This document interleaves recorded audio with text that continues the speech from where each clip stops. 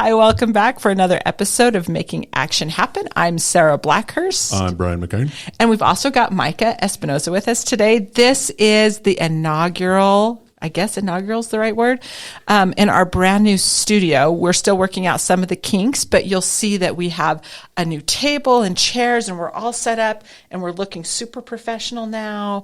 And minus the wrinkly curtain behind us that doesn't cover all the way to the side. We're working on that, but whatever. We're working on it. So we want to give a shout out, first of all, to our new executive producer at Voice America, Sandra. Sandra is going to be taking care of us from here on out. We loved Tracy Motley, but he is moving on to greener pastures, which we love to hear, but we just want to give a shout out to them. So I wanted to have a discussion today and with Micah, and most of our listeners, he's been on our show several times, but he's also our business development person for Action 22. So he's working on memberships and all of that. And then we're going to give you a report on some of the other projects that we're moving forward with and what we are, and some of the things that we're wrapping up with, because we no longer subscribe to the school of pontification in perpetuity, thanks to Micah's language on that one. I was having a conversation with a few people after I did the forum a few weeks ago. So this was the forum with the League of Women Voters. The League of Women Voters, and they did a primary candidate forum. And so all 5 candidates from both the Democrat and the Republican Party came on. For the 3rd Congressional District. Thank you. For the 3rd Congressional District. It wasn't yet. The 3rd Congressional District, which is, of course, in the Action 22 footprint. So we have a vested interest in how that all goes. And they asked if I could moderate that forum. So the League of Women Voters, we love them. These are really very civic-minded women who, for I don't know how long they've been around, like 800 since the 800 years, 800 years or so, since before the country. Visionary. They were. I think things long before women were allowed to vote. We had the League of Women Voters. Okay, thank you. It's probably a little bit less than 800. Maybe. I'm going to take the under on that. Yeah. Let's see. They started February 14th of 1920. So when did women get the right to vote? 1920. 1920. Yeah. So it was like right before that. Yeah. The according to Wikipedia, the League of Women Voters is a nonprofit organization in the United States that was formed to help women take a larger role in public affairs after they won the right to vote. It was founded in 1920 to support the new women's suffrage rights and was a merger of the National Council of Women Voters, founded by Emma Smith DeVoe, and National American Women's Suffrage Association, led by Carrie Chapman Catt. Approximately 6 months before the 19th Amendment to the United States Constitution gave women the right to vote. And there you go. So I'll tell you, this League of Women Voters, and Ruth Nuremberger, who is a wonderful Action 22 member. She comes to all of our events. She's really well engaged.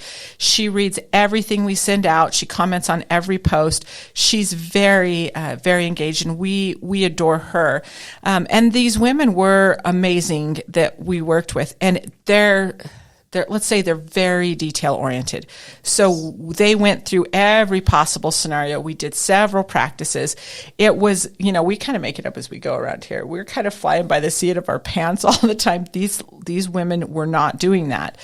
So they set it up so that the league, we sent it out to everybody that you could submit questions, and they had over 100 questions submitted. And it wasn't a debate; it was a forum, correct? It correct. was everybody had a chance to answer questions, right? Okay. So, and Micah was here. You were on vacation, and Micah was here helping me with it because it's kind of a lot to manage, especially on Zoom, where you just never know if there's going to be a glitch or whatever. Yeah.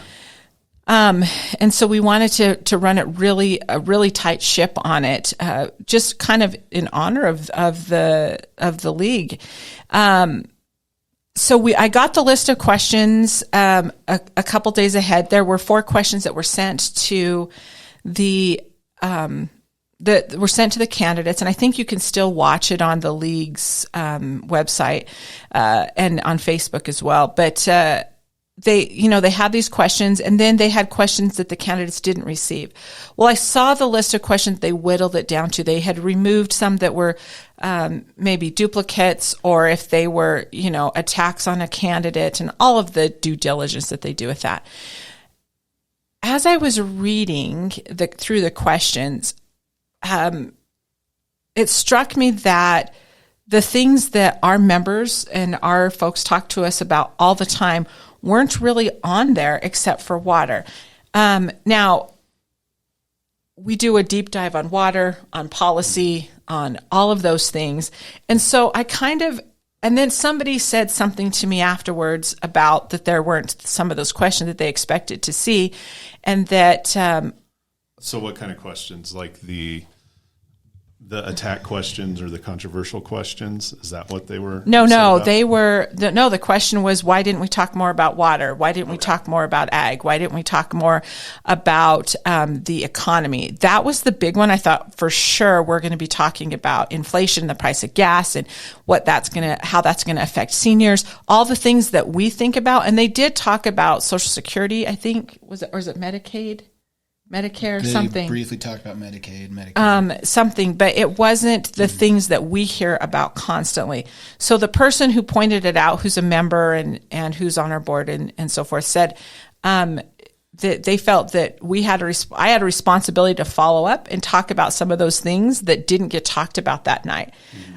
Both from the perspective that you have to wonder, especially during an election year, why some of these things aren't talked about more, and then maybe it'll help to signal to the people who are running for office what matters most to us when we're having genuine conversations. So I'm curious what you've been telling people since that forum, because obviously when people ask you have kind of an answer for them.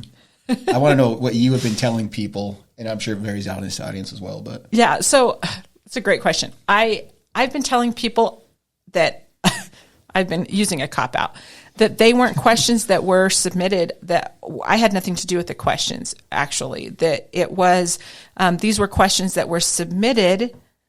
And so I don't understand why the things that people are talking to us about aren't the things that they want to ask of candidates. I guess that's maybe why I wanted to talk about this today, because I don't understand. So we hear the same sort of themes over and over again. And by the way, the last episode that we did with James Eklund on water was so good. I thought for sure everybody's talking about water. Everybody's going to be talking about the economy. But that's not, we can't seem to get off wedge issues, like the issues that aren't really affecting us in our homes and our kitchens and our particular pocketbooks, but we can't stop talking about them. So people default to those questions like, oh, it's election time, we got to talk about the wedge issues? I don't know, Brian. Right? You've been doing this for such a long time. So the stuff that we talk about to people that are concerned that Action 22 does or politically involved people do, unfortunately, only the people that are involved know about these issues or care about these issues. But now with the average person on the street, it's like gas prices, like that's the number one, safety and gas prices and the economy and stuff. But the majority of voters that watch a forum, and it's important to say that there's nothing to be learned from a forum or a debate. You'll get some people that tune in that just say, hey, I want to see what these candidates are about. But for the most part, a debate or even a forum to a point is just to get stuff caught on camera, right? It's to get somebody to say something to use in a commercial against them, or somebody to say something to use in a commercial for them. So you're not changing, that's the mistake about a debate. You're not changing the minds of the candidates. It's just there to get clips, sound bites, really. Politically it is. Now there could be some people that tune in because I want to see what these people are about. I haven't heard from them and see it. And that's where a forum is kind of a little bit better because it's more civil, I guess you would say. So it's not back and forth yelling at each other as much, or, as we watch on the last presidential debates. But for the most part, the average voter, the average citizen or person, they are not aware of issues with water. They're not aware of, ag issues. They don't know about these things. And nor do they have the time. That's the problem. You say, you tell people that, or I've heard the saying that, we need an informed voter, but to be informed on all these issues, you got to spend a lot of time on it. We spend our 40 hours a week working on issues, and we still don't know enough about it or know about all of them.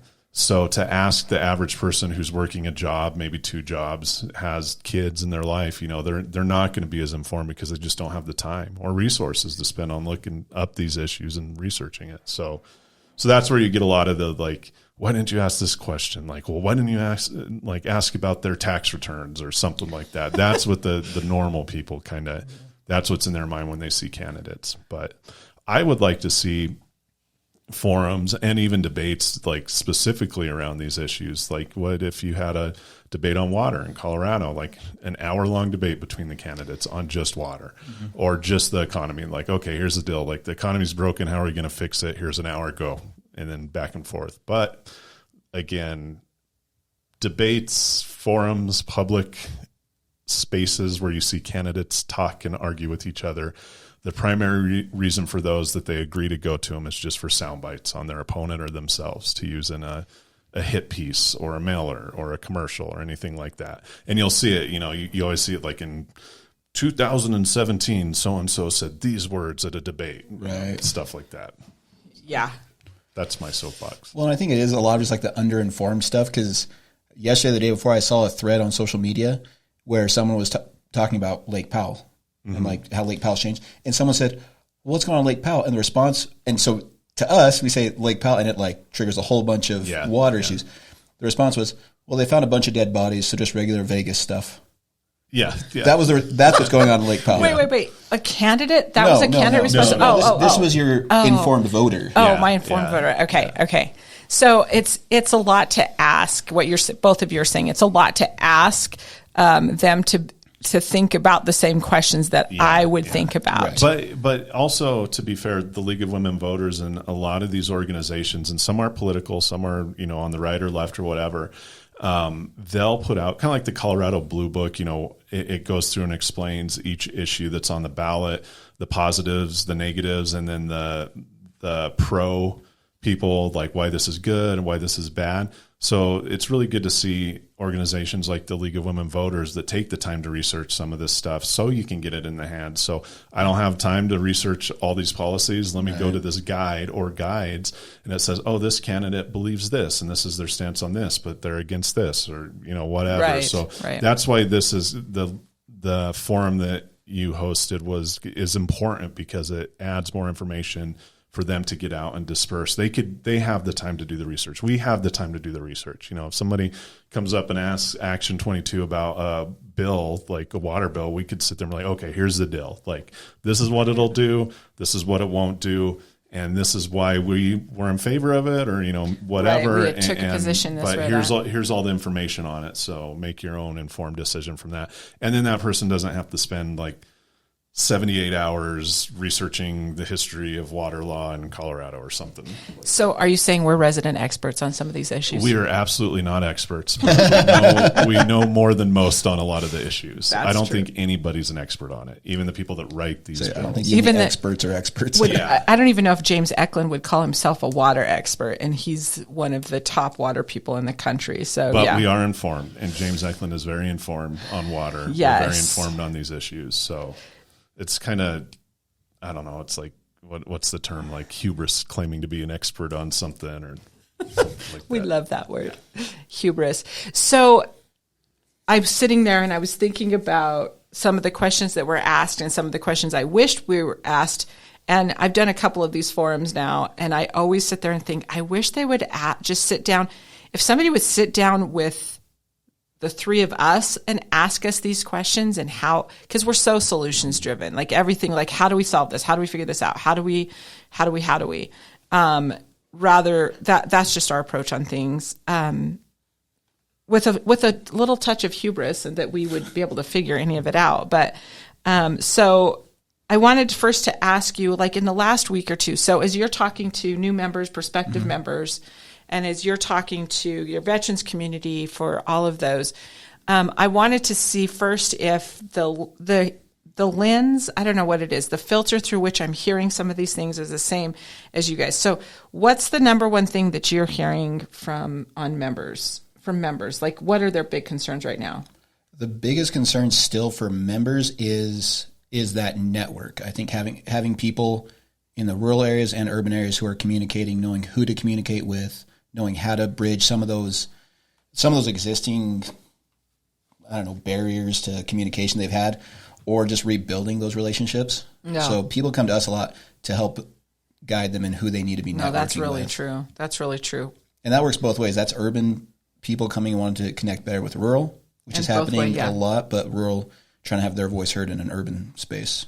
So that's an interesting time to be constantly bringing that up during an election year. So I'll let everybody kind of do you know what I mean? Well, yeah, and that's because for however many years, Action 22 has made a name for itself on being able to be a voice for rural Colorado, to speak on behalf of some rural Colorado residents. And the last couple of years, especially last year, we've had a lot of bigger corporations and urban-based groups coming to us to say, how do we bridge that gap back to our rural community? So how are we a voice in our rural communities? It's gone the other way. Yeah, or we know we need to be more present in those rural communities. Right. Like we work with healthcare and stuff that say we need to build that bench more. How do we do that? And they're coming to us asking for that help. Yeah, for sure. What about you? It's the same. I think piggybacking off of what Micah said, it's like there's a shift to the rural because the larger cities, the Denvers, Colorado Springs, Boulders, there's nowhere to go. There's nowhere to build. It's very expensive. As we saw with COVID, people can work from home. So why would I want to work in Denver when I'm working from home and I could go out east and live somewhere much cheaper, more relaxed? So it's that. It's a few groups that are members of Action 22 are kind of like, their attitude is like, I'm like, what can we do for you? What do you need help with? And they're like, nothing. We just need to go to events and go network in the rural areas. Like that's their big thing. And then I won't name any names, but there's a couple that's like, hey, when's your next thing in Trinidad? Mm-hmm. When's your next thing in Pueblo? When's your next thing in, Alamosa? We need to get down there because we're disconnected with this, and what we do impacts these areas. And you're going to see too, and we see it in Pueblo, a lot of industries moving out to the rural areas because there's opportunity to expand at a lower price than expanding in the Denvers or the metro areas.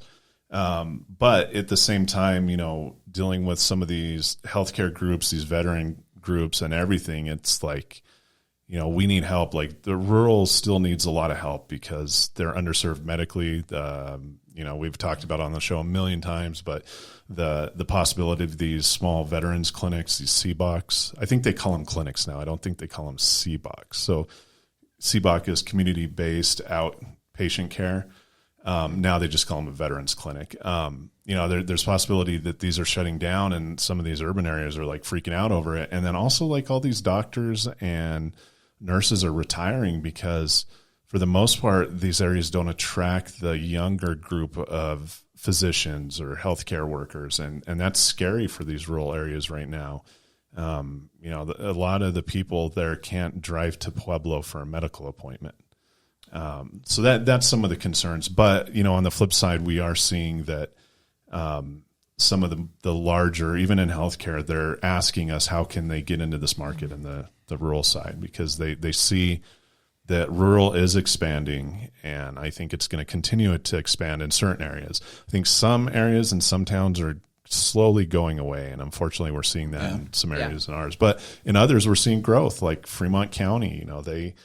The paperwork's in to get their own veterans clinic, and that's based off a population of veterans. And if you have the veteran population growing, the regular population is growing as well. So there's counties that are actually increasing. I think Penrose is another one.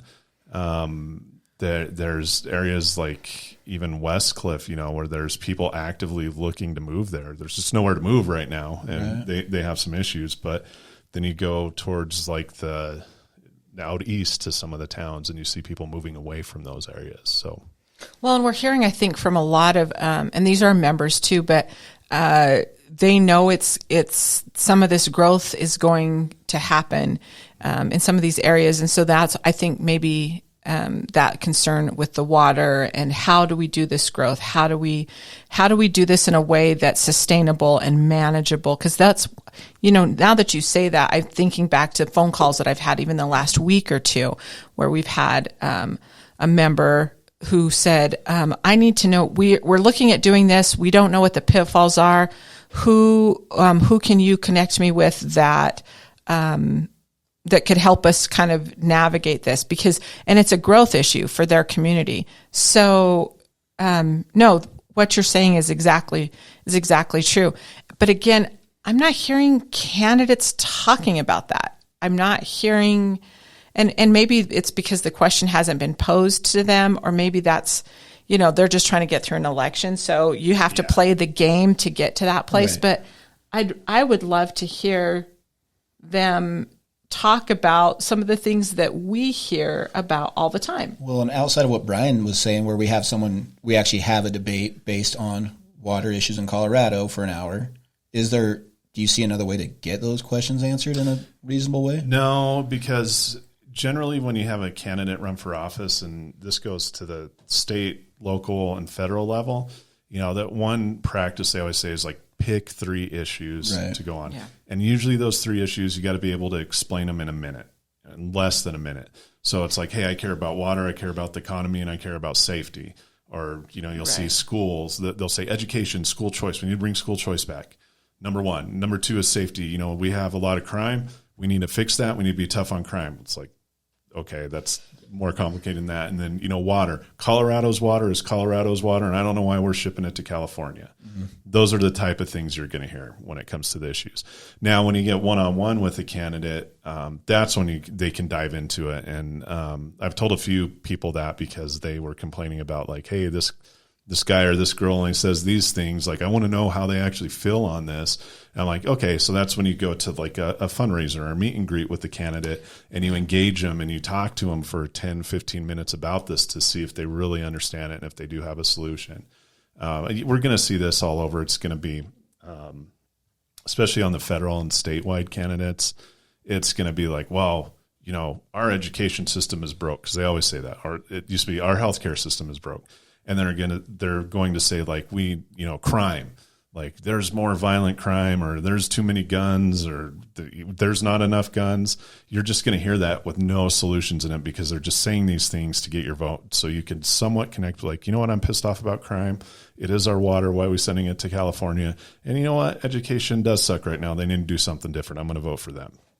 So maybe that's what drives me crazy a little bit, is that, again, I'm always like, what solution? How do we fix this? I ask both of you this question 15 times a day. How do we do this? What's the right way to do this? Why is it this way? There's no maybe about it. I'm a little bizarre in my thinking, but that's the kind of thing I really want to know. So why don't candidates talk solutions? You got to elect them into office to see the solutions. Yes. I mean, it's the politicking. It's tough. It's tough to convey, because these problems have very complicated and complex solutions. So it's tough to convey that when you have 30 seconds. Even in the debates, even the presidential debates, you have 2 minutes. They go like 2 minutes to 1 minute, and then whatever. Yeah. It's tough. It is really tough if you have a good solution to explain it. And, go back to one example for like a presidential race was when Bernie Sanders was in the primary. It was interesting because when he spoke, he really tried to talk about solutions and had these ideas, whether you agree with them or not. And he just got lost like in it. It was, he would say, no, we're going to do this. We're going to tax these people. It's going to pay for this. And he'd try to get it all in 2 minutes. And the next person would be like, no, we need to cut taxes. Applause. Or no, we need to raise taxes on the rich. Applause. And Bernie was really trying to say, this is how we can do it in this way that makes sense. But after 30 seconds, you lose everybody trying to go through the solution. Right. And again, this is just for talking points. So it's like we're going to hire somebody to go up and to represent us. This is what we're doing. We're talking about hiring them to represent us. but we're asking the interview to be reduced to a pool of interviewees, and you have 2 minutes to convince me that I should hire you to represent me on the federal level. It's like speed dating. I mean, that's all it is. It's like speed dating.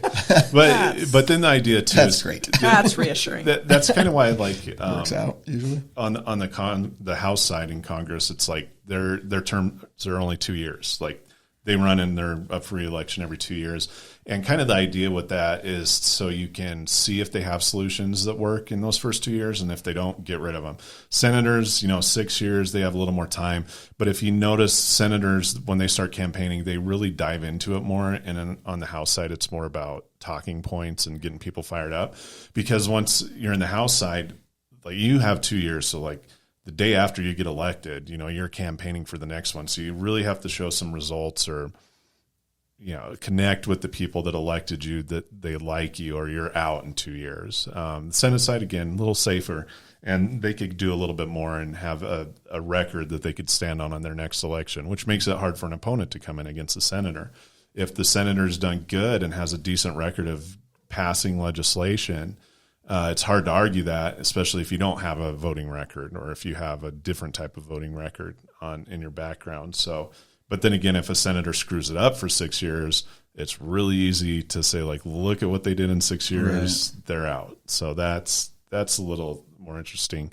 Locally, though, county commissioners, I always say if you want to do the most for your community and see results the fastest, it's a county commissioner, because they can do something and you're legitimately impacted right away. And also, and I've said this on the show a million times, you see your county commissioners at the grocery store, you see your state reps at the grocery store, like they have to answer to you face to face. So they may not be talking about the solutions as much as in a debate, but there's more accountability on a local level where you can see if they're actually implementing solutions to these problems they said they were going to address. Well, and it's easier. I mean, we're really blessed. We have relationships with local government, and then all the way up. There's somebody that we can tap into from Conneaus County all the way up to DC. Yeah. I mean but that's not everybody. I mean, that's like really rare. And I don't think that we take it for granted, but I think it's something that we just operate with, constantly knowing that when something happens, we can ask the questions, or we can call up and say who it is that we need to talk to, or connect somebody with the right person in a big hurry. Which ties into why it's so important to be a member of Action 22 or a similar organization, because we are your resource when you join, and that's where we can get into the weeds for you, for the organization of which you're a member. And again, tying it back to like joining Action 22, that's why it's so critical and why these people do join Action 22, because again, they don't have the time to research this. They don't know the people. They don't have the connections we do. And as part of Action 22, we can get those answers and get those, I want to say, solutions that they're working on straight from the horse's mouth to the person. So, right. Yeah. So let's do this a little bit. Just really quick, Brian, how long does it take somebody who, from the time that they're elected to Congress, how long do you think it takes them to figure out the job? Like maybe 40 years. No, just kidding. I say 1 year, 364 days. Yeah, no, I mean, it's a learning curve the first 6 months, at least on the federal level. It's 6 months before you kind of get into your groove and figure out what you're doing. The House, you want to try to rush it a little more since you only have that 2 years, but even then it's 6 months. It's one thing when people get mad at like presidential appointments, right? And it's brought up on both sides. It's like, they waited 2 years to appoint this position. I'm like, well, it is a process. Yeah. As we're seeing, Sheriff Taylor here in Pueblo just got appointed to be the U.S. Marshal here in Colorado. That's 2 years into the presidency almost. It takes a while to get this. And that's another thing, when people get elected and they're new to it, a lot of times their campaign staff follows them, and then it takes about 3 or 4 months to realize that it's not a campaign and it's a completely different animal, and you see staff turnover. Same thing with the presidents. Everybody's like, oh, I can't believe their staff quit right away. And, both from the last president to the current administration, it's like, well, people get jobs and maybe that's not right for them, and it takes a while to to kind of lock it in. So, 6 months is a good learning curve for anybody, starting in January, not from when they get elected in November, but, by May or June, you'll finally start to see a little smoother operation going in a congressional office on the House and Senate side. Senate has the benefit of time, so that they may be a little longer and a little more choosy in who they hire and set stuff up. But the House side, it's about 6 months. Okay.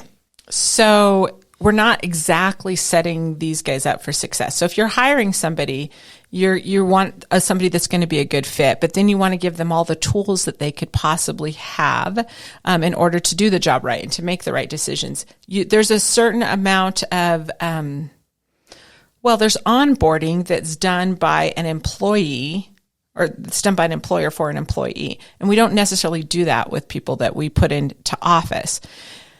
And we actually have candidates, not just candidates, but legislators a lot will call us up and ask us, okay, what about this? Or this happens all the time. I used to kind of go, about it, but now I'm glad that the ones that will stop and ask questions instead of just pushing forward on an agenda are the ones that really are value added to their job as a legislator or representative for us. So here's what I wanted to do with the two of you. I wanted to talk about some of the issues, and neither one of you are going to run for office. Nope. We're not running for office. But I thought maybe you better run too. If I'm running, something's chasing me. I wanted to just sort of go through some of these issues. I wanted to hear from you guys, because you guys are constantly doing research, constantly looking at this, because I keep posing these questions. What should we do? How should we address this? So I wanted to hear from you guys, and maybe that we can give a little bit of a glimpse from and be that connector on some of these issues for just a second. So put your thinking caps on for a second. I'm going to ask you on public safety. What do you think if somebody was like to give you the office tomorrow of county commissioner, or representative, state legislator? Like, just imagine if somebody were like somebody dies and you have to do the job. What would be the first thing you would do what's the first solution you'd pursue on public safety? So Micah, you first. Brian, you next. I want to hear what you guys have to say on this. My first solution would be to name Sara Blackhurst the new county commissioner. No. For public safety? Sure. Okay. No, public safety, I think, is more Brian's department. I think so. I always punt those to Brian anyway. Those get punted to Brian. Brian, what's the first thing that needs to happen to improve public safety? I have no idea. I think that's a tough question. I've heard a lot of answers on it from candidates and experts in the field. Always there's anything, education, safety, it's a funding issue. There's never enough money, which I think that you need to take a very strong look at the funding for public safety, whether it's like audit a police department, sheriff's department, even education, to see like where the money is actually going and where there's a gap in it and why that is. With police, I think it's literally a training issue in a lot of these. It's increased training, maybe a stringent hiring process, but at the same time, nobody's applying to be a police officer. So you got to figure out why that is. And part of that could be that the job's not appealing right now. So how can we change that culture around? But, that again, that's a complicated one, because you could get into the homelessness and, the district attorney Chostner here, he's working on some ideas because we do have a homeless problem. Yeah. But at the same time, there's like 30 different solutions to it, and none of them think the other one's right. Each solution is the best. Kind of goes back to defund the police. It's like, this is a great idea, and then it turned out not to be such a great idea in the areas where they did it. I never said it was a great idea. Yeah. As soon as we heard that, we're like, what are you on? That was my very first thought when I heard that. But I think that the training needs to change in law enforcement and really look at how they're in the public. I was somewhere 2 weeks ago and the police said, well, nobody's working right now. Like, there's multiple areas in Colorado where there's no police on duty at certain times at night. Right. That's a problem right there. But again, this can be said across the board for healthcare. There's not enough doctors. There's not enough funding. Education, they don't pay teachers enough. There's not enough teachers. The hiring process is not stringent enough. So, Well, in public safety, like you've kind of alluded to it, it's such a nebulous thing. So, I mean, the first order of business is defining what we're talking about with public safety. Yes. Because, like I said, I mean, you touched on schools, you touched on healthcare, you touched on police force. I mean, those are all, in most regards, separate issues, but they overlap in this one regard. Well, among other regards. But so, I mean, the first thing is defining it. And then, yeah, you get into that same thing. As you were talking about healthcare, EMS is another big issue where there's parts of the state where you're hours away from any kind of medical help if you need it in an emergency. You know, and there's suggestions of how to fix that. But then again, you get back to funding, you get back to workforce development, you get back to people people don't want to be, you know, risking their lives when they could be flipping burgers for the same income. Yeah, because what does an EMT get? Not even an EMT like basic on an ambulance. What do they get paid now? Like $14? I would say you'd be generous at 15. Yeah. And that's gone up. When I first got mine, it was like you're lucky to get 11. Yeah. And even with police, you know, some of these rural communities, their sheriffs get paid like $27,000 a year. Yeah. And a lot of people take those jobs to move to Pueblo to get paid more, or to Springs or Denver, right? Which is another problem. Is part of the problem. Yeah. So workforce, that's a big one. Well, I don't know what the solutions are on that. And by the way, if you're wondering, I don't have any solutions. I just know the people who will have the solutions. I surround myself with smarter people than I am, people who are more of an expert in whatever, who are really just dialed in on any of these issues. I don't know the solutions to any of them. So first what you do is you institute a statewide curfew of 8 p.m. 8 p.m. till 7 in the morning. Nobody could come out of their house. We activate the National Guard and military to come in and stand on every street corner. This feels like COVID. And we're publicly safe. I know. And now we're publicly and now we're safe. That's the point. Like, and that's some of these arguments too. It's like, how far do you take it? Because there has to be some risk. You know, you can't be safe all the time and free. Look at COVID, and it's still going on in some countries and states where, you know, that's their idea of public safety, and that's not the idea of public safety here in America, at least most of America. No, it's not. So I was at Sam's Club. I don't often cry when I leave Sam's Club, but this particular day I cried when leaving Sam's Club. Bought too much stuff. She always cries leaving Sam's Club. The TV. My 15th trip to Sam's Club that month. Only when she's asked to leave.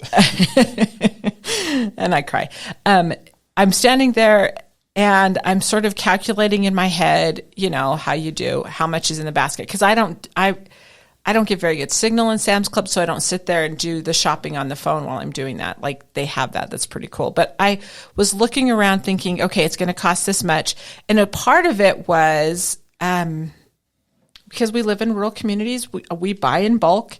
We don't run to the store every day for all of our groceries. And I had noticed that the usual thing that I get of butter had nearly doubled in price. So it used to be around $8. So now 4 pounds of butter was $16 or something like that. And I'm just like, and I'm thinking about Mom and how she's like, I'm thinking about seniors and how they're going to deal with inflation and all of these things. How do we fill the gaps on that? And then I started looking around, and at Sam's Club, nobody's, you know, there's no subsidized groceries at Sam's Club, right? And everybody's shopping cart was empty. And everybody's shopping cart was nearly empty. Or I was looking around. First, I started looking around to see, you know, who had non-essentials, because there's a lot of non-essentials at Sam's Club. Yeah, nobody. And I thought, I wonder how many people just had the same thought I had. How many trips to Sam's Club am I away from dipping into savings at Sam's Club?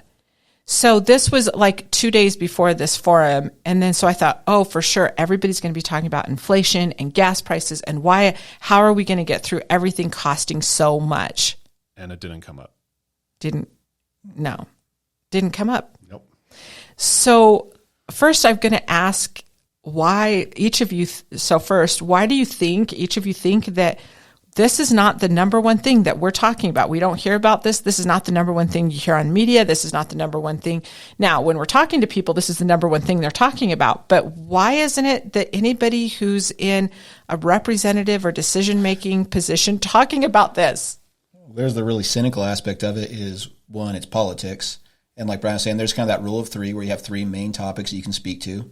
You focus on those. And those three topics are blanket topics. Like we said, like with public safety, you can take that any direction you want based on whatever audience is in front of you. When you really narrow in on like certain things, like Sam's Club, like that starts to get into like really a lot more personal stuff where these candidates aren't even in there. So it doesn't make sense to ask them that on that forum. It's a waste of a question in that regard. And I know how they would answer if you asked them that. And that's the other part of it. Yeah. All right. What would they answer? Because they would say, well, because the Democrats are in charge, vote Republican and we'll fix this. And the Republicans or the Democrats will say, like, look, we're fixing the economy. This is the fault of the Republicans. Because everybody's concerned about the economy and the cost of gas and groceries and stuff. But if you look at the politicians in office now, all they're doing is blaming the other side. They're saying this is because of this, or it's because of Putin, like that one was going around. But people aren't really buying that. And if you look at some of the polling on like Democrats nationally right now, they're not doing too well. In Colorado, they are. Like in Colorado, the recent poll I saw, it's still leaning towards the Democrat side a bit on statewide races, but nationally, you have the news media like calling him out, like you have CNN calling out the president now, which is like, well, we're used to that from the last president, but they're starting to say like, you can't blame this on the other guy, or you can't blame this on the war in the Ukraine or Putin or whatever. Like we need to hear some solutions, and we're not hearing that right now. I think we will. Also, this is a primary right now. So everybody's going to be the like the red meat stuff just to get through the primary. And then I think after the primary at the end of this month in Colorado, you're going to see these solutions be presented more and more, because I know some of the candidates have them. Really interestingly enough, and we should talk about what we did after this and wrap it up, because we have a second part of the show and my battery on my computer is running out. Anyway, so I saw today that due to the war in the Ukraine and Russia, like closing markets down to Europe, that you have all these European countries shifting back to coal for power. Nice. Yeah. Oh, wow. So Europe is, I think it was like Germany, like all these like decent, like green energy countries in Europe are now going back to coal-fired power. Well, they have to, right? Yeah, I mean, they don't have an option. Well, yeah, because Russia's cutting off natural gas and everything. So do they have? So they shut down that infrastructure. How much? What's it going to take to turn it back on? I guess that infrastructure for that. I'm looking it up right now. I just saw it when I woke up. European countries going back to coal. I think turning it back on is probably not really the problem. It's all the issues you have to get to bureaucratically decide who gets to flip the switch. Oh, yeah! Like oh my gosh! The EU warns of fossil fuel backsliding as countries turn to coal. Europe may shift back to coal as Russia turns down gas flows. Yeah. Russia is squeezing Europe's gas supply, sparking a bitter, reluctant return to coal. So that begs the question: what should we as the United States be doing, and what should we be turning on? We're going to leave that. I know where you're going with that. But yeah. I'm just saying. He doesn't have enough battery for it. Yeah, okay. Yeah. So, but Sarah's got solutions. Last week, I know what needs to be done. Yep. So last week we took a trip down to Alamosa into the valley to basically distribute laptops to people in need. Oh, this is so cool. Okay. Give us the background, Sarah. Really quick. I'm going to do it really quick because your battery's dying. Yeah, and we have an interview with Guillermo after this that we'll put on to talk about it more. To talk about it a little bit more. So let me just tell you really quickly then. We were hired to go down and bridge the digital gap through a digital equity lens. When we started this however many months ago, we did not know what digital equity meant. We didn't know what that meant. Nobody else really did either, but we just knew that there was something that could be done. And so in our usual way, we sat down and we asked a lot of questions. We talked to I don't know, how many people have you talked to during this project? Like over 300? Yeah, over 300, and you have 2 minutes. Okay. Over 300. And we came up with a really cool solution. Basically, we can address this issue almost immediately, bridging that digital gap through an equity lens by providing broadband and by providing computers. So Guillermo's going to talk a little bit about that. So, and our video's done. But we could still talk. It just won't have video on this part. So apologize. For the next minute, we're going videoless. Okay. So for the next minute, we're going videoless. You can see that. If you're really interested and you're watching this video, then just go to listen to the podcast. So we started the distribution for that.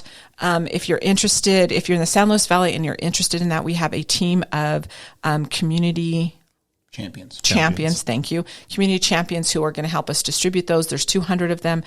Email us at giving@action22.org. Yes, on that? Yep. Email us there, and I will connect you with the community champion of choice. On that. So here's the other thing that we have a board meeting this week, and so we're going to get this, the final go-ahead from our board on how to proceed with our, and it kind of goes along with what we've been talking about today, but really helping to educate, build a deeper bench, do all of those really great things. We're going to start the academy. We've talked about it on the show a few times. We've had a number of our listeners reach out to us that they want to be involved in doing that. It's basically this.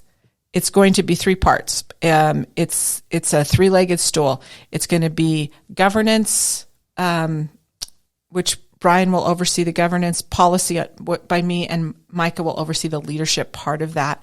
And it'll be project based, and it'll be all about how to make all of these things work. These are really tough issues. We don't have solutions for these issues. We wish we knew, but that doesn't mean that we can stand on the sidelines and just do nothing. We can work through and figure out on all of these things, on workforce, on housing, on water, on the economy, helping the economies in rural communities thrive, bridging the gap between urban and rural, really connecting urban and rural to do all of these things, because everybody who's in it knows that we're going to have to come up with these solutions together. And we're very capable of it, but there's a lot of background knowledge that you need to do to move forward with that. Yeah. Well, and I think, we've every topic we've discussed today, we kind of have crept around the same solution. Is one, there's not a single solution for any of these things. All of them are multi-layered, multifaceted. And so the only way to ever reach a solution, going back to how would you fix this if you were elected tomorrow, it's going to take collaboration. We've seen that some of our favorite politicians, policymakers, community leaders are the ones who do want that collaboration. But it's because the reality is you're not going to get all the information you need to make a good decision unless you talk to a lot of people, a lot of other experts in that field and related fields and overlapping fields. It's going to take all that collaboration to moving this forward, because when you say public safety, you're going to throw that one rock and break a bunch of different windows. Right. Yeah. No, it's true. Or homelessness, or any of the things, but it all kind of comes down to the economy and the sustainability of these communities, especially when it comes to just being Coloradans and serving Coloradans. And so I guess that's part of the reason that I don't know if it's frustration more than a little bit. I wish that we really had time to have an in-depth conversation. I would love to see any candidate do an hour debate on water. I don't think anybody understands it enough. No, I think that would be a huge ask. And to be fair, that's at least with the federal candidates, they'll get in there and then they have staff that should know all this stuff. So they hire the experts on it. Like you, Brian? State is not as much that's where I'd like to see it a little more, like understanding from the state candidates on some of these issues, because they don't have that institutional knowledge. They don't have the the staff is great, but it's not like, Washington, D.C., where you have somebody that's been working on water for 30 years that you can hire. Well, and talk about like state staff being young, underpaid. They're young. They're just they're using it basically as a paid internship to do whatever's next and whatever they want to do. They get burned out really, really quickly. There's a lot of turnover. And so I don't know if that's the most effective way to build a deeper bench. So that's really what's driving what we're trying to do with the Action 22 Academy on governance policy and leadership. All right, so we do have a couple things coming up. One is we've got our board meeting this week. We're doing a membership appreciation reception in the afternoon at Walter's Brewery in Pueblo. At 3:30? At 3:30. Okay. Yeah, from 3:30 to 5:30, I think is when we're doing that. So it's just that happy hour. If you come, we're going to have some prizes there. We're going to connect you on the membership side. Micah wants to visit with you on that side of it. But also because we do not endorse candidates, but we do support members who are running for office, Action 22 members who are running for office will get an opportunity to say a few words and introduce yourself at this reception. So we want you to come down, and that way, if you're still wondering, then you're going to get an opportunity to talk to them in a little more depth on some of these things. Now, we know we've planned this at kind of an odd time because the primaries are Tuesday. They're a week from when we're taping today. You're not going to hear this for a few days, but they're in Colorado. They're next June, Tuesday. Yeah, next Tuesday, June 28th, I think. Yep. Is it June 28th? Next Tuesday. They are going to be but they're mail-in ballots. And so I think a lot of people have already mailed theirs in. So there's not going to be a lot of swaying anybody to a particular way of thinking, or there's not going to be a lot of politicking, but it's going to be an opportunity for you to get a chance to really ask these questions. Because what happens that's interesting, that as soon as the primary is done, whoever was in the primary that lost is turn around and is going to influence some of what goes on after that. That's just how it works. So this will be a good opportunity for that exchange on that. What else? I think that's it.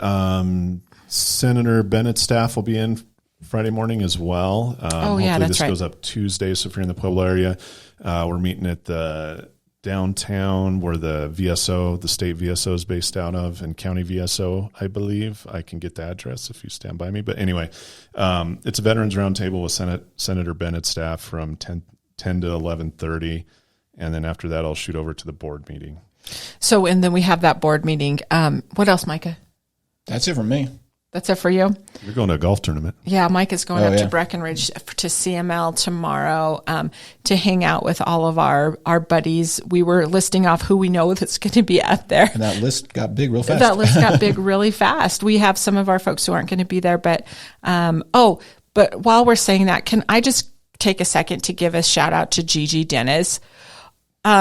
Gigi Dennis was a former Secretary of State for Colorado, but she has gone back to her hometown, her home community, and that's in the San Luis Valley. And she's done nothing but serve her community ever since then. I am a huge fan. We are all huge fans of Gigi.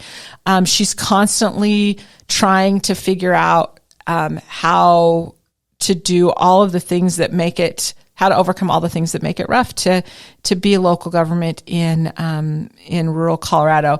But she's going to be up there, so you're going to get to see her next. But and we have a phone call with her later this afternoon. But she is an amazing servant leader, and she inspires us all the time. So I just wanted to give a shout out to her. So I think that's it. If you have any questions about Action 22, if you're not currently a member, you need to email us at show@action22.org, and Micah is going to get in touch with you on how to join. Disclaimer? I'm tired. That's my disclaimer. Action 22 does not support or endorse candidates, but we do support our members who are running for office in a way of giving them a platform to speak. So any member of Action 22 that's running for any office This is an open invitation to come on our show and tell us what you're about. Maybe talk about some of those solutions.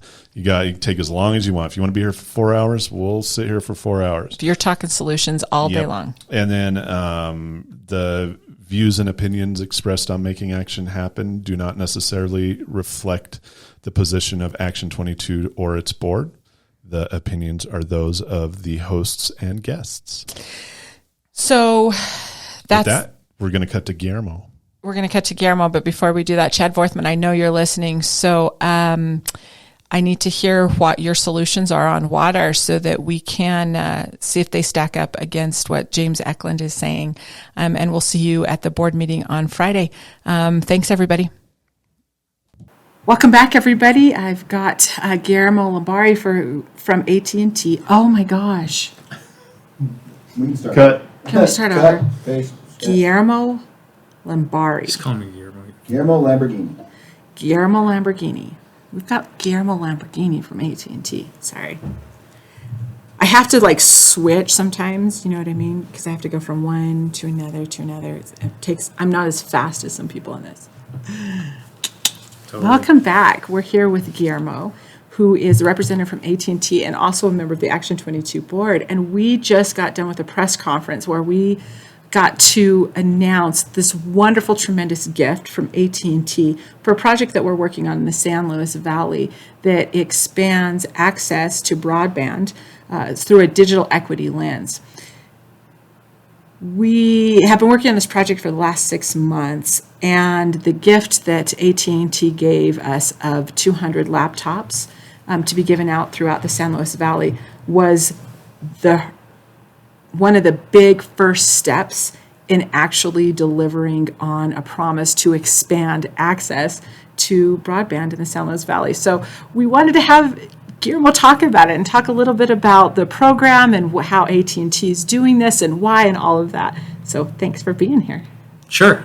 Thanks for having me, Sara. Really happy to be here today. So excited at the opportunity to award these laptops to the San Luis Development Group, Resource Group, for them to work along with you guys to give these out to a lot of the folks that are in need down here. I really appreciate the work that you're doing with others and how thoughtful it's been at the approach that you're taking when it comes to the digital divide and what are the gaps and opportunities to help bridge those gaps when it comes to connectivity. And, one of the big pieces that, we've talked about this is, there's the opportunity for folks, first is can they connect? And if they can, there's a question of if they have the devices or the digital literacy to be able to actually use those devices. So we're just really excited to add to one of those components, which would be the device part. And this partnership that we're doing is through Human IT. Human IT is a large national nonprofit organization that refurbishes laptops and other devices and then is able to award those out. So we partnered with them nationally, and we, I believe, gave somewhere above 3,000 laptops nationally. And So far, right. as a first phase. And but when we got word of that these laptops were available, this first phase, I immediately thought of Action 22 and the great work that you're doing down here. And so luckily gave you a call, and it was a very opportune moment to make the connection. And we were able to submit something for you guys right away because it lined up so well, and we got these 200 laptops, which is just phenomenal. And again, just excited to be able to be here to make an announcement around that. This was really so already today. After the official announcement, we've given some out. So we just finished giving them out to a couple of girls who were still in summer school programs, but they didn't have the laptop, so they'd been going to the library and doing all that. But this is not going to be just for students. It's for people who are trying to access telehealth, work from home, all of those things. So this is really incredibly the impact. This isn't just one group or one dynamic. This is really a big deal. Yeah, our hope is that it gets, these laptops are going to get to people that need them for whatever it may be. I think, traditionally we immediately go to students, but yes, absolutely, there's a huge need, especially in rural communities like the San Luis Valley, to have access to telehealth. Also for folks to be able to apply for jobs online. And just for general use, I think that so much of our lives is now connected, and we access it through the internet. And when you have to drive long distances in rural communities like that, if you're able to do some of those things through the internet or through a device, I think it makes people's lives a lot better, and it brings a lot of value for them to just be able to do those normal things that maybe some of us in the more urban environments where we have more access, we might take for granted because it's a lot more accessible. Yeah. So one of the things about this particular program that I was really excited about, initially you said laptops, and I thought these big Dell computers, and I thought, oh my gosh, we're talking about a digital literacy and a digital gap, and how are we going to do this? But I should have known this was very well thought out with Human IT, that these are Chromebooks. They come with instructions which are very simple to set up. Most of the time, the kids who are in school and are using Chromebooks in school, that's a lot of the program, so they already know how to do that. But it comes with a year of tech support for free. Yeah, it comes with a 1-year warranty, 1 year of tech support. It has all your basic softwares that you need for every day, like your Office and all that. It's already installed in it, ready to go. And like you said, the Chromebooks are made they're much more user friendly and intuitive, and it's not something where you need a lot of someone to provide a lot of education to use, which I think will be very helpful ultimately for whoever gets up getting them. And I think that 1 year component of someone, if they have any issues they can reach out to, hopefully will also help alleviate some of that learning curve. Right. As they try to use them. Well, we're really excited about this. We had so many people that were interested in this, and I think it made a lot of people who are trying to really genuinely address that digital divide and that digital equity piece, especially with the literacy part of it.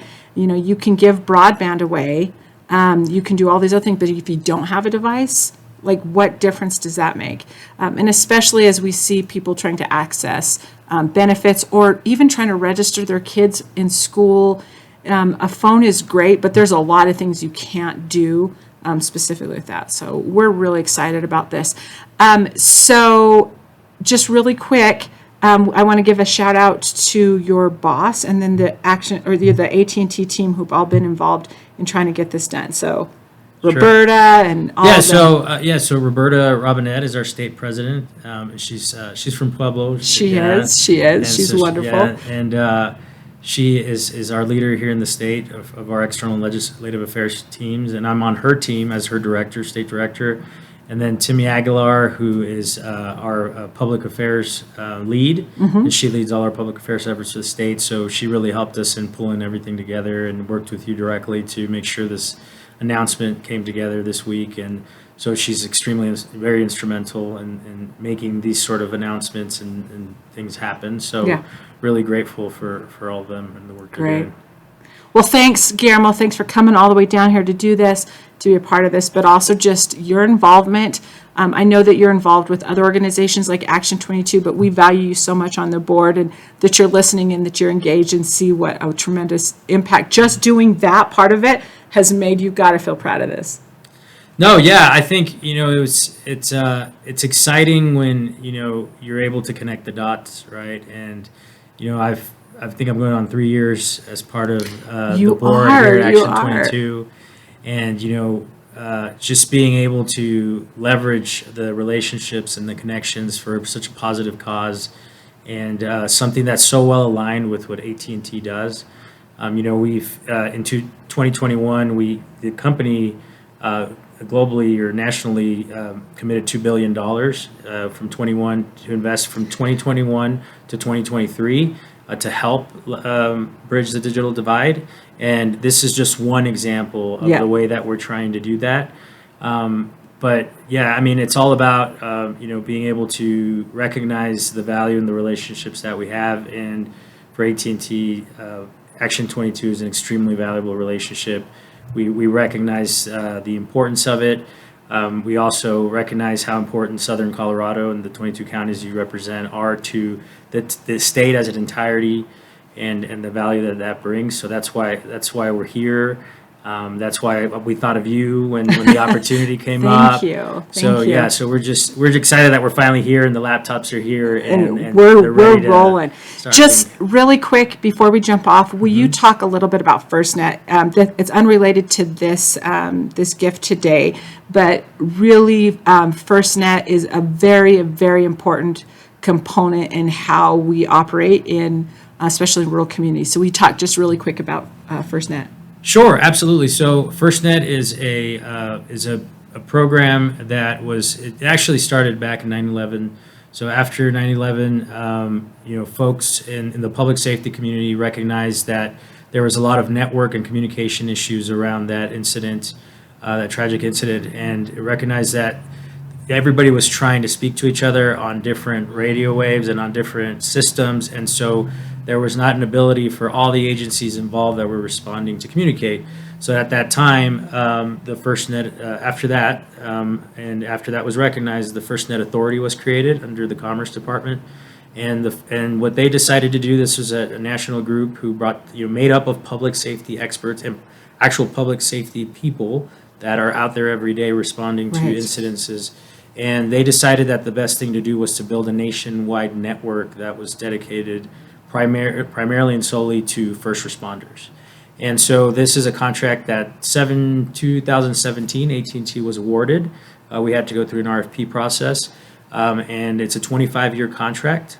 And in that contract, we are contractually committed and overseen by the FirstNet Authority to ensure that we build out this network throughout the entire country. And then part of that commitment is building in rural areas, Right. and bringing connectivity to a lot of the places that never had it to support public safety. And so, we feel very passionate about that. We've been working very hard on that for the last 5 years. So today, not today, but this year is the fifth Right. anniversary of FirstNet's opt-in. At the time, Governor Hickenlooper signed to opt in the state of Colorado into the FirstNet program. And so that allowed us to move forward with the investment to start bringing and delivering on that promise. And so it's been amazing because I think personally is probably the best, if not one of the best, public-private partnerships ever done, and one of the largest ever done, because I think when this is all said and done, it's close to $100 billion investment throughout the country, and it's not funded by taxpayer dollars. We basically, AT&T, as part of our RFP, said we will put up our network, and we will put up a certain amount of investment. We'll run it, we'll maintain it, we'll sell it, because we have to actually go out and sign. Agencies have to sign on. It's not mandatory. Right. And so we have to hit certain goals as part of our contractual agreement. And then the government said, we're going to give you spectrum, this premium spectrum, to build out this network. And in our world, spectrum is gold. Yeah. It's something it's auctioned off for millions of dollars, Right. and so it's very, very valuable. So it was an exchange, and as this program grows and as more people sign on, a lot of the revenue that's brought in and that goes back to this FirstNet Authority will be reinvested in the network. In the network. So it'll create a great model to continue to fund innovation in the network. And so we've done amazing work in Colorado. We've partnered with some great rural providers just here in the southern eastern part of Colorado. We've put in close to 38 new sites down here Yep. through our rural providers. We've done a lot of them ourselves in counties here like Alamosa, in Mineral County, and others in the San Luis Valley. Some of it, really, big ones that aren't necessarily here in Southern Colorado, but we're the first carrier to have full coverage throughout Glenwood Canyon, Right. which was an extremely difficult situation Yes. because of the way it was designed. Unfortunately, spectrum does not go through rock. Go through rock. so And iron, yeah, and- yeah. So we are the first carrier to have full coverage throughout the entire canyon. And that was done because of the partnership with the FirstNet Authority and this contractual agreement Right. that allowed these projects to be viable. And so, we have over 100 agencies here in Colorado that have signed on to FirstNet. Agencies of all sizes, large cities in the urban areas, even volunteer fire Right. departments with 2 or 3 firefighters. So it's accessible to everybody, and we're proud. I mean, Yeah. Obviously, you can hear I talk about it all Yes. day. We're proud to be able to serve that group of individuals and serve folks that serve us all the time. So to be able to work on a program that helps them stay safe, helps them stay connected, is just a real honor for us. And so we're really happy to be able to do that. We love it. That's why I wanted you to talk about FirstNet. I think it's not well understood if you're not in the industry or if you're not a part of that. And so, and you're right. I started with Action 22 5 years ago, and this was one of the first things that were brought to us by your predecessor. And so I know that when it was like this part of it and managing all this was handed off to you, and you've done a beautiful job, because it's not always easy to sit down and explain what it is and what you're doing. And again, big, huge applause, because this is what a public-private partnership should look like, and you guys have done a beautiful job with it. So thank you very much, and everybody's safer as a result. So everybody's safer as a result. So thanks for being with us today. If you have questions about the project in the San Luis Valley and the laptops and all of that, it's really easy to find out more at giving@action22.org. Again, that's giving@action22.org. So thanks for being with us. Thank you, Sarah. All Thanks right. for having me.